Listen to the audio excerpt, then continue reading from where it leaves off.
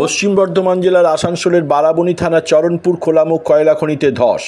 কয়লা কাটতে গিয়ে সেই ধসে চাপা পড়ে মৃত্যু হয়েছে এক যুবকের। নিখোঁজ রয়েছেন ওই যুবকের বাবা। শুক্রবার রাতে বারাবণীর চরণপুরের খোলামুখ খনিতে এই ধসের ঘটনাটি ঘটেছে বলে সূত্রের খবর। ধসে কয়লা কাটতে গিয়ে মৃত্যু হওয়া যুবকের নাম সৌরভ গোস্বামী। বারাবণী থানার দোমহানি বাজারের বাসিন্দা। মৃত যুবকের বয়স 18 বছর। মৃত যুবকের সঙ্গে তার বাবা নিমাই গোস্বামী ছিলেন, কিন্তু তাকে খুঁজে পাওয়া যাচ্ছে না বলে পুলিশ সূত্রে দাবি করা হয়েছে।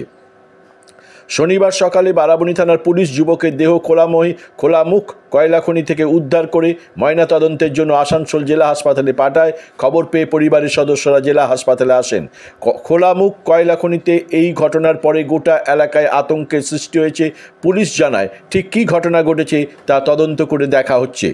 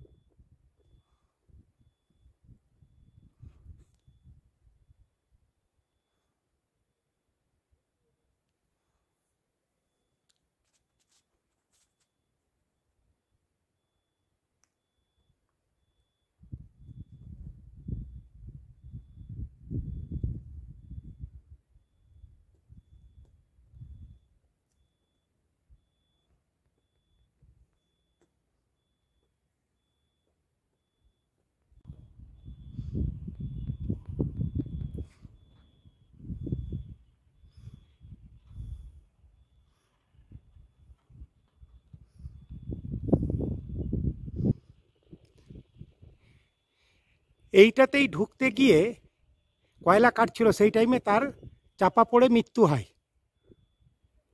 সৌরভ গোস্বামী, বয়স আনুমানিক 17 থেকে 18 বছর বয়স, দোমানি বাজারের বাসিন্দা।